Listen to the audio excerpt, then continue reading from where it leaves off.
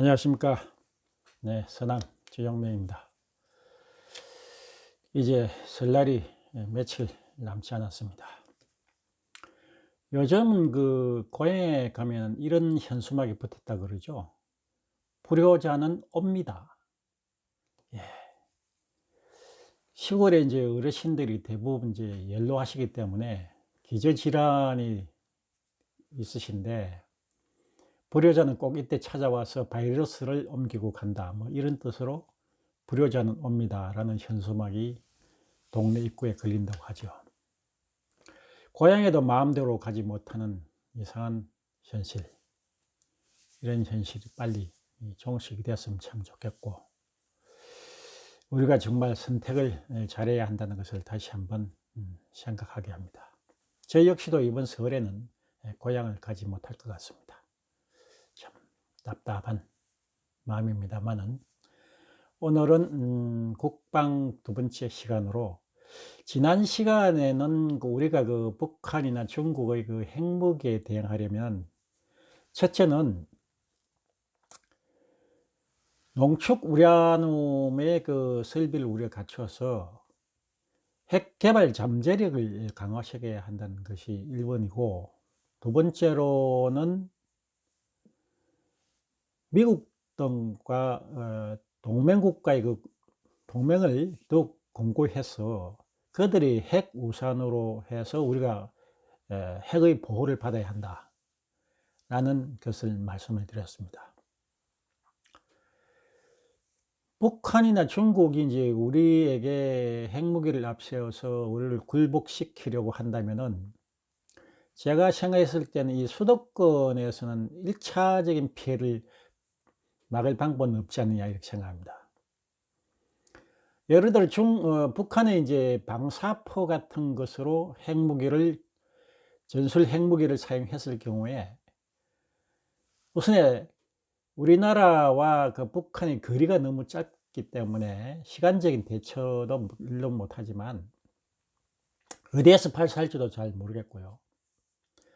그 다음에 북한에서 실제 미사일 시험을 하더라도 미상의 뭐 발사체니 뭐 어쩌니 이러고 앉아 있는데, 우리나라 GP 벽에 초소 벽에 그 총알이 박혀도 북한 병사의 오발 사고라고 하는 사람들이 있는데, 과연 우리가 초기 대응이 민첩하게 이루어질 수 있을까요? 저는 택도 없다고 봅니다. 그래서 북한이 선제 공격을 하게 되면은 적어도 두세 발의 핵 폭탄에는 이 수도권이 작살날 거라고 봅니다. 자, 놀라운 것은 말이죠, 우리 우파라고 하시는 분 중에서, 그것도 상당한 지식인들 중에서 절대로 북한이 전쟁을 일으키지 못할 것이라고 장담하는 사람을 본 적이 있습니다. 전 정말 깜짝 놀랐습니다. 북한 김정은 정권으로서는 이판사판입니다.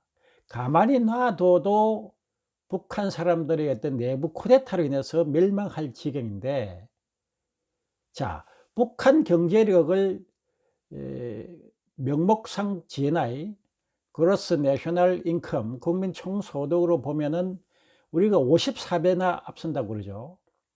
북한 경제력을 우리가 10으로 보고, 우리가 50배 이상이니까 우리가 그렇게 되면 500이 됩니다. 그죠?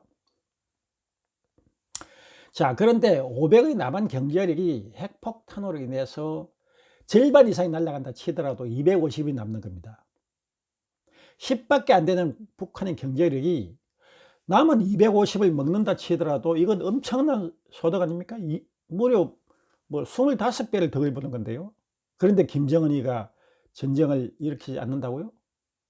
그것뿐만 아닙니다. 우리나라를 점령을 하게 되면, 적화통을 하게 되면은 모든 기업은 국유화가 될 것이고, 그러면 LG나 삼성 같은 대기업뿐만 아니라 웬만한 회사들은 전부 해외에 지사라든가 공장이 있지 않습니까? 그거 그저 먹는 거잖아요.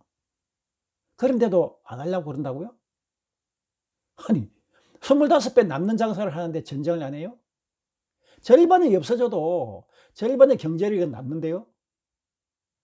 참 답답한 이야기가 아닐 수 없습니다. 자, 북한이 선제 핵무기로 해서 서울을 초토화시켜 놓은 다음에 빵카에 숨어있는 문재인에게 이야기합니다. 남아있는 한국군 또는 한국인들을 전부 피해를 보게 할 거냐? 그렇지 않으면 항복할 거냐? 문재인은 대부분 그럴 겁니다. 우리나라 국민의 생명이 중요하고 우리나라가 다 파괴되면 안 되지 않느냐. 전쟁은 어떻게든 막아야 됩니다. 국민 여러분. 그러니까 저는 문을 열고 북한군을 맞아드리겠습니다. 이렇게 됩니다. 그러면 또 대깨문들은 와, 우리 국민들의 생명을 구한 영웅 문재인 만세 이러고 앉았습니다. 이게 뭐 제가 순수 상상력에만 나온다고 생각하십니까? 저들 자익들은요, 자기들의 이익만 생각합니다. 말은 뭐 국민의 이익이니 국민의 뜻이니 하고 있지만 설사 나라를 갖다 바치면 우리를 죽일 수 있겠네 이렇게 착각하고 있는 사람들입니다. 제일 먼저 숙청당할 그들이 말이죠. 적어도 5천만 명 중에서 적화통일이 되면은 1,000만 명은 북한군에 의해서 살해될 것이고 1,000만 명은 해외로 도피할 것이고 남아있는 불쌍한 사람들 약 한 3천만 명만 남을 것입니다. 이래 주거나 저래 주거나 핵폭탄으로 주거나 싸우다가 핵폭탄으로 주거나 적화통일돼서 주거나 죽는 사람 수는 비슷할 겁니다. 그런데 싸우지 않고 항복한다고요? 참으로 걱정되기가 이루 말할 수가 없습니다. 월남이 패망한 꼬라지를 보면은 대번에 알 수 있습니다. 월남이 과연 그때 당시에 월맹보다도 경제력이 약해서 월맹에게 먹혔을까요? 월남 패망은 세계 전쟁사에서 중요한 그 교훈을 남겼다고 합니다.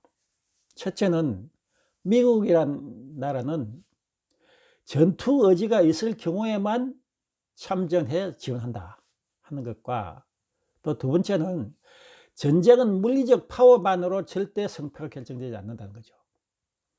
첨단 미제 무기하고 물자가 다 월남에 남겨놓고 미군이 철수했음에도 불구하고 불과 며칠 만에 월남군의 부실한 기관과 전투 의지로 인해서 베트콩에게 이길 수가 없었습니다. 첨단 미제 군수 물자는 오히려 월남군의 자포자기식 패배로 인해서 월맹군에게 그냥 그대로 노획물로 갖다 바친 꼴이 되고 말았습니다. 자, 이것이 월남 패망으로 인해서 우리가 얻는 교훈입니다. 우리나라가 그 꼴이 안 되는 법이 없습니다. 올해 미국의 NGO 중에서 군사력을 비교하는 글로벌 파이어 파워라는 NGO가 있습니다. 여기서 발표한 재래식 군사력으로 따져보면 우리나라가 6이고 북한이 28이라고 합니다. 그러니까 좌익들은 우리가 군사력이 6이고 북한이 28인데 설마 북한이 전쟁을 친다고 택도 없는 일이다. 그렇지 않습니다. 그 군사 내용을 한번 살펴보겠습니다. 지금 현재 그 군인들의 숫자는 북한이 128만 명, 2018년 기준입니다. 그다음 우리나라가 군인이 약 60만 명이라고 그러죠. 그 다음에 전차로 보면은 북한이 4,300대, 우리가 2,300대로 북한이 우리보다 2배가 훨씬 넘습니다. 전투 함정으로 따져봐도 북한이 430척인데 우리는 100척에 불과하고요. 전투기도 따지면 숫자로 따지면 810척이 북한의 810대가 북한의 전투기인데 우리는 불과 410대밖에 안 돼서 우리가 절반밖에 안 됩니다. 단지 이제 우리가 조금 유리한 재래식으로 보면은 헬기가 우리가 이제 680대인데 북한이 290대로 우리가 약 한 2배 정도 많고요. 정찰 또는 그 감시하는 그런 비행기가 우리나라가 70대인데 북한이 30대라서 조금 유리합니다. 미사일을 쏠 수 있는 발사대는 북한이 또 약 2배 가까이 1.7배나 더 많습니다. 우리는 뭐 60여 기밖에 안 되는데 북한은 100여 기가 넘는다고 하죠. 그리고 최근에 또 핵무기를 탑재할 수 있는 방사포가 올해 2차례 북한은 열병식의 모습을 보이고 있습니다.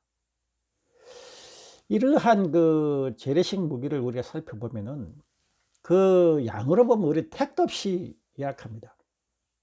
다만 그런데도 왜 글로벌 파이어 파워가 우리나라 군사력을 앞에 두었느냐 하면은 첫째는 공군력입니다. 북한이 보유하고 있는 공군기 중에서 첨단 비행기라고 할 수 있는 그런 것들은 불과 한 30여 기 정도밖에 없고, 나머지가 전부 다 그 재래식 그 좀 낡은 전투기라는 것이죠. 그래서 공군력에서 우리가 월등히 앞선다는 겁니다. 우리나라는 그 차세대 전투기가 F-15K라고 하는 비행기가 약 60대 정도를 보유하고 있고, 그 조금 밑에는 F-16이 180여 대, 이런 최신화되어 있는 이제 비행기들이 많이 있다는 것이고, 아까 말씀드린 것처럼 감시 체계가 조금 북한보다 앞선다 하는 정도입니다. 물론 질로 따지면 우리가 뭐 전차를 비교해 보더라도 북한의 전차에 비해서 우리 전차가 고성능인 것은 다 알려진 사실입니다만은, 반드시 이 군사력 자체만으로 가지고 우리가 이야기를 할 수가 없습니다. 가장 중요한 것은 이 정신력입니다. 북한 군사들은 그야말로 돌격 앞으로 하면 저 앞에 뭐가 있다, 먹을 게 있다, 돌격 앞으로, 이게 통합니다. 지금 굶어 다 죽을 판인데 남쪽으로 내려가면 너가 배부르게 먹을 수 있는 게 얼마든지 있다라고 한다면 길을 쓰고 내려올 겁니다. 근데 우리나라는 엄마 찬소로 효가 쏘고 앉아 있는 이런 한가한, 그리고 한심한 군인들이 상당수가 있는데, 과연 그 사람들이 죽기를 무릅쓰고 싸울 수 있을까요? 부사관들이 뭐 장교들이 반말한다는 식으로 지금 대들고 있는 이런 군기를 가지고 과연 어떻게 전쟁을 칠 수가 있을까요? 물론 대다수의 우리나라 군인들은 그래도 나라가 위기에 봉착하게 되면 목숨을 아끼지 않고 싸워줄 것으로 기대를 합니다. 그러나 과연 그 사람들이 그러한 생각으로 가지고 싸워줄 수 있을지는 전쟁을 해보지 않는다면 알 수가 없는 겁니다. 그래서 뭐냐면 그 우리나라의 국방에 대한 정책은 향후 어떻게 해야 되냐면은 모병제를 갈 수밖에 없습니다. 왜 모병제를 해야 되느냐?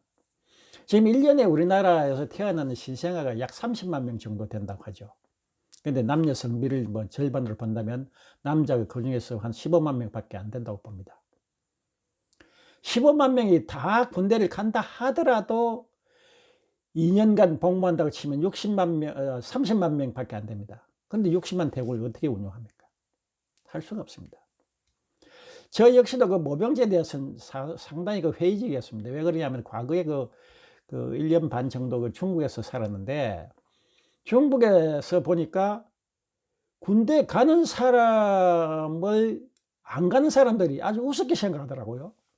무슨 이야기냐면 군대 가는 사람은 어디 할 일 없고 능력 없는 사람들이 군대 간다는 이런 식이었어요. 그 인식이 아주 무섭길래 야, 이 모병제는 위험하다라고 생각했는데, 근데 지금은 어쩔 수 없습니다. 태어나는 사람의 수가 적기 때문에 어쩔 수 없이 전문 모병으로 가고 국군을 줄일 수밖에 없습니다. 그럼 국군을 줄이면은 그만큼 거기에 대항할 수 있는 무언가가 있어야 되는데, 결과적으로 그것은 첨단 무기라고 밖에 할 수 없습니다. 제일 먼저 적의 동태를 면밀하게 감시하고 사전에 박살낼 수 있는 감시 체계를 갖춰야 되고요. 두 번째로는 그들을 정밀 타격한 그런 타격 기술과 아울러서 적의 빵카 깊숙이 들어갈 수 있는 아주 고성능 폭탄을 개발해야 됩니다. 그래서 뭐 김정은이가 아무리 지하 뭐 200m에 들어있다 하더라도 찾아 들어가서 그냥 폭파시키고 완전히 갱도를 막아버려서 꼼짝 못하게 만드는 이런 전략을 쓸 수 있어야 될 거라고 보여집니다. 그리고 우리가 예비군도 지금 절대적으로 정신력 강화를 해야 합니다. 또한 그 여성도 자원자에 한해서 적어도 한 달 정도의 군사 체험을 할 수 있게끔 기회를 주어서 강한 여성으로 하여금 강한 자식들이 될 수 있게끔 그렇게 우리가 군사 체계를 좀 바꿨으면 어떨까 하는 생각입니다. 첨단화하되 정신력이 무장되어 있는 어떤 일이 있어도 우리는 이 나라를 지키고야 만다는 그 강한 정신력으로 무장된 군사력, 그것이 우리들에게는 아주 절실한 과제라고 생각하면서 이번 국방 두 번째 시간을 끝내도록 하겠습니다. 예, 행복한 설날이 되시길 바라면서 이만 절겠습니다. 좋아요와 구독은 여러분들의 조그만 성입니다. 협조해 주셔서 대단히 감사합니다. 안녕히 계십시오.